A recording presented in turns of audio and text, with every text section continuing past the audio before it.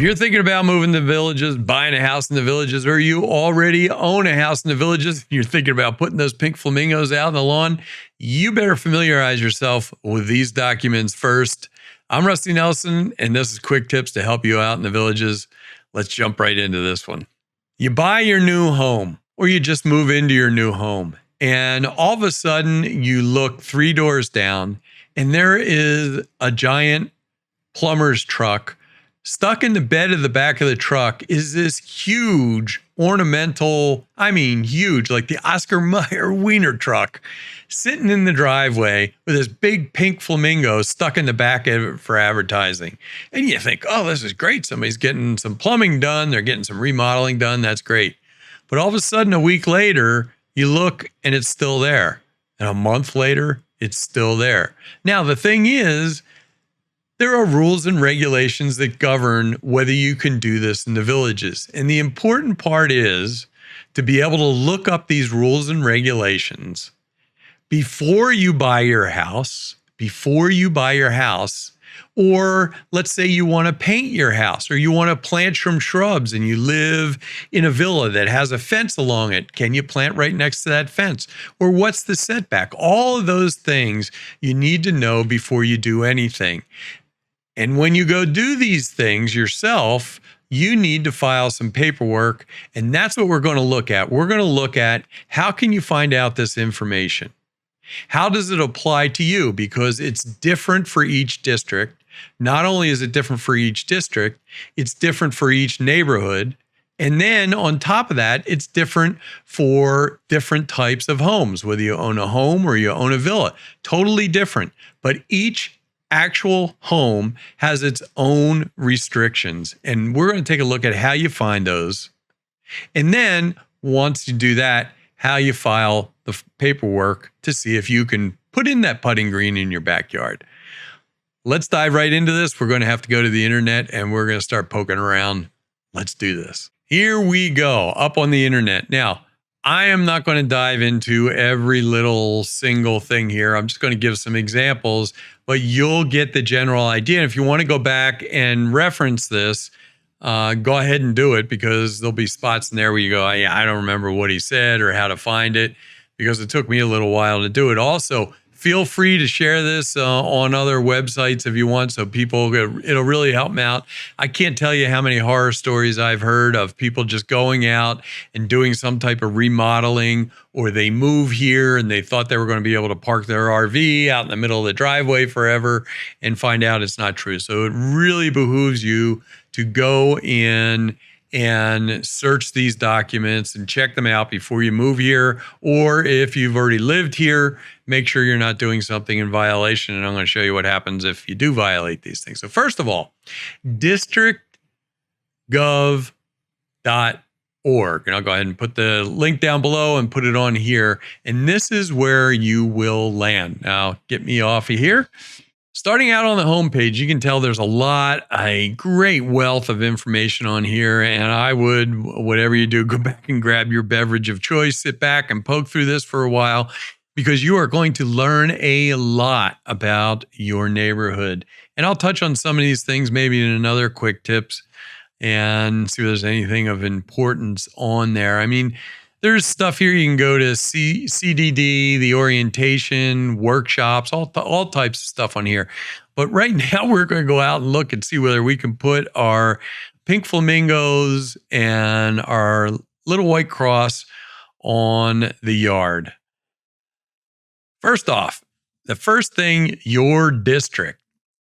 You can go ahead and click on that. I'm in District 13, so that's what I'll do. And it tells when it was established, all that technical stuff. And if you look on the left, there's finance information, board of supervisors, audit, all that type of thing. District 13 homepage. And that's about it. Committees. One thing we're going to be taking a look at and talking about is, because we're looking for that pink flamingo right there, is the Architectural Review Committee. And here are the numbers for the people in each one of the counties. Everybody's really friendly to talk to, and they all want to help you out. So take a look at that. One other area you want to look at is departments. We're going to come back to community standards because this is where most of the information we're looking for. But you can do how do I, and there's a lot of amenity, utility bills, district jobs, e-notifications, become a vendor, all types of stuff, public records, how to contact them. And here's another one, useful links. So all kinds of links to the community. Let's get back up to community standards and jump over here for a second. Right away, what the mission of community standards is to assist residents in upholding the aesthetic value of their property in the villages. Now, let me say something. You know before you move into this neighborhood or your neighborhood, the things that you have to abide by. So don't try to break the rules and become familiar with the rules because it creates havoc in the neighborhood. You agreed to live there, and it's my opinion you should follow the rules just like everybody else because the people that moved there expect you to. And we're going to find out what happens if you don't follow those rules. So we are, if you overlook over here in the left-hand column, Community Standards Home, the department staff. First thing, let's take a look at forms and publications because there's a little bit of information that you may not realize that's going to be in here. If you want to repaint your home, there's home repainting guidelines. ARC results for the results of decisions by the review committee, courtyard villa paint charts. So you can tell that just for specifically that's paint charts for just the courtyard villas. The application that we talked about earlier. So let's take a look at this really quick. Garage sales. If you want to have a garage sale, there's certain things that you have to abide by. Look down here at 3. All items must be wholly contained within the garage or carport, not the lawn or driveway in accordance with the district's adopted rules. 2. Keep lots neat and clean. So even something like that, there's information about. But lo and behold, lawn ornaments, and that's what we're going to look for because we want to get that pink flamingo out there. Here is the information. If you look at this really quick, districts, this is very short. This is only 2 pages, but it definitely serves a purpose because it gives definition as to what these rules and regulations are talking about, whether it's inside the home or inside the lanai, blah, blah, blah, blah.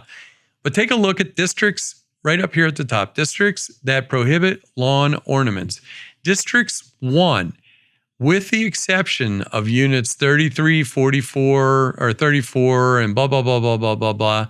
And then it goes on to say districts 4 through 13. Now, if you haven't looked at it and you don't understand what a district or a unit is, I did a really in-depth video of districts, the community development districts, exactly what they are, and how you are taxed and why, and so on with the bonds. I highly suggest that you watch this if you're thinking about moving to the villages, or if you live in the villages and you don't really understand how all that works. That's another one you may want to grab your beverage of choice with. But it's definitely detailed, and I've been told by other people that it's very easy and, quote, they finally understand what that's all about. But this document will show you when they say lanai, porch, inside lanai, what those definitions are. Take a look at, as we go down, district adopted rules.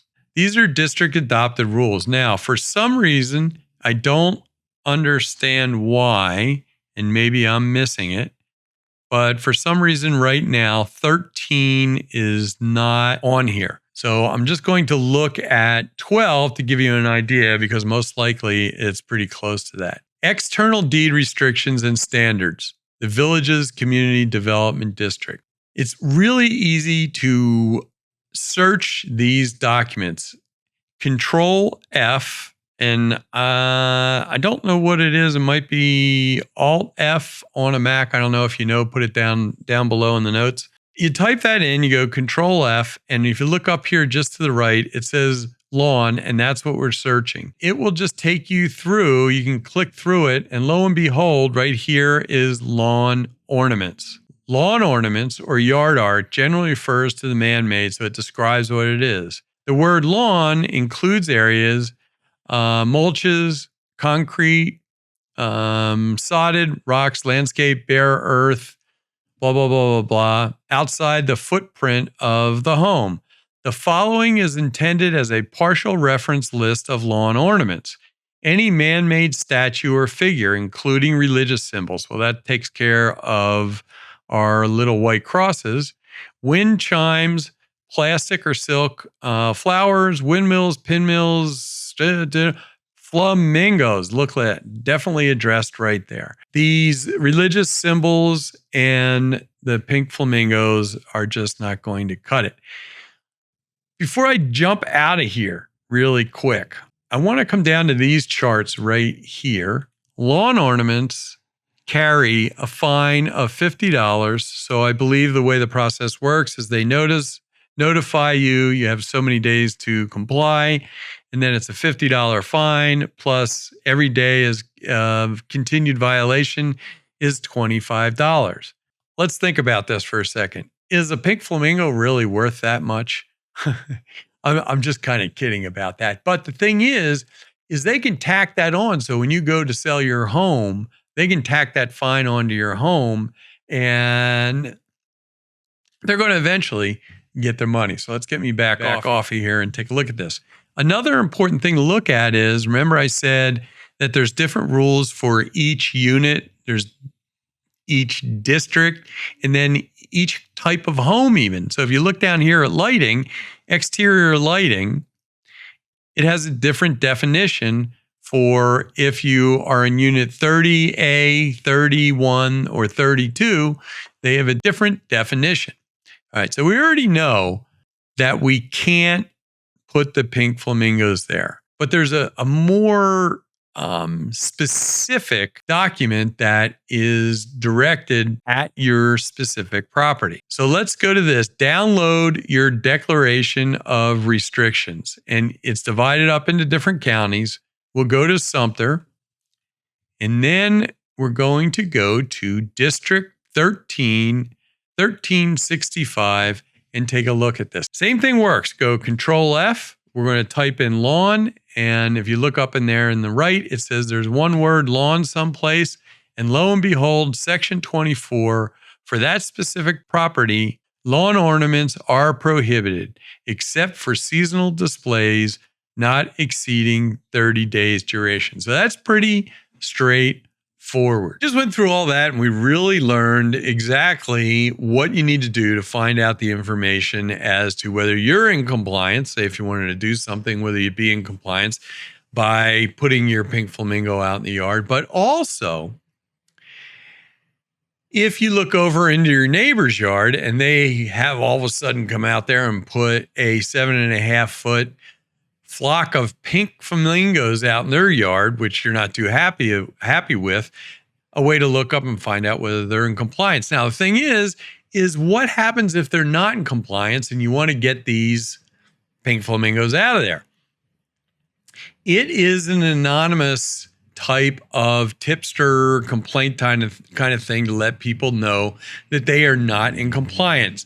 Let's take a look at the deed compliance section of where we just were. Now, this is under departments and community standards. Get me off of here. You don't need me on there.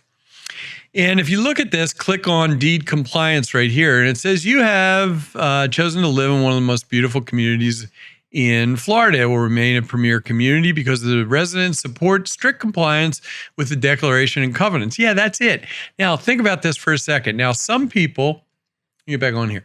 Some people may sit there and say, well, it shouldn't be an anonymous. I really believe that it should be an anonymous thing, because here's the reason. Walk through this with me really quick. If you move into the neighborhood and you read these deed restrictions and you expect yourself to be in compliance, you'll also expect your neighbor to be in compliance with them. You also expect that they have gone through this and they understand the procedure that it is anonymous. So they go and they put the 7-foot flamingos in there anyway, and you anonymously complain about it. They shouldn't really bitch, well, somebody anonymously complained about my pink flamingos. They knew when they moved in that that's the way the system works. So why complain, right? You knew it when you moved in. You knew you shouldn't have had the flamingos in there. But what it does do, and I will tell you from experience, is that you can very cordially go knock on your neighbor's door who you may be cordially friendly with, from my own experience. And all of a sudden you go knock on on their door and you say, I want you to take the giant pink flamingos down. I really would appreciate it if you'd take it down. Next thing you know, they're no longer the friendly neighbor. F you, I'm not going to take down my pink flamingos. Now, I'm not saying that's the way it would work, but it very well could be. Whereas if you just do it anonymously, then you don't have to worry about anything like that happening, and you're still friends with your neighbor probably. They knew that's the way it worked, so they really shouldn't be complaining about it being anonymous. Now, if you come to this page, it gives you a basic description of things that may not be in compliance. And there is our lawn ornaments. Some neighborhoods prohibit lawn ornaments. Please check your individual declaration of covenants and restrictions. So, what do? Look all the way down at the bottom down here, and it says concerns about possible deed restriction violations may be provided to the Community Standards Deed and Compliance Division by phone, fax, mail, electronic mail, or in person, and may be made anonymously. The Community Standards Deed Compliance Division is completely or entirely complaint driven. So there you go. That explains it all right there. So you can fill out a form, you can fax them, you can call them, anything you want. And then what happens? Well, they will send an officer out to go look at the giant flamingos, and he'll drive by and go, yep, they're definitely in non-compliant. They'll send a notice to them, please take down your flamingos because they're not in compliance. And if they don't, then they end up getting fined.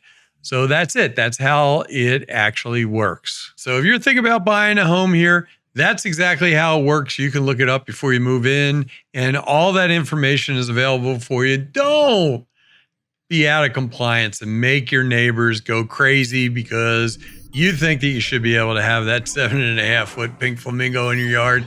I hope that helps out a lot of people. I hope you learned a little bit. Please, if you want, share this with folks. I keep seeing people in here talking about, can I do this? Can I do that? And if they're educated and they know where to find it, it'll really help out the whole neighborhood. Anyway, thank you so much for joining me on a quick tip. I'll either see you down in the villages or I'll see you back here on YouTube. Have a wonderful day.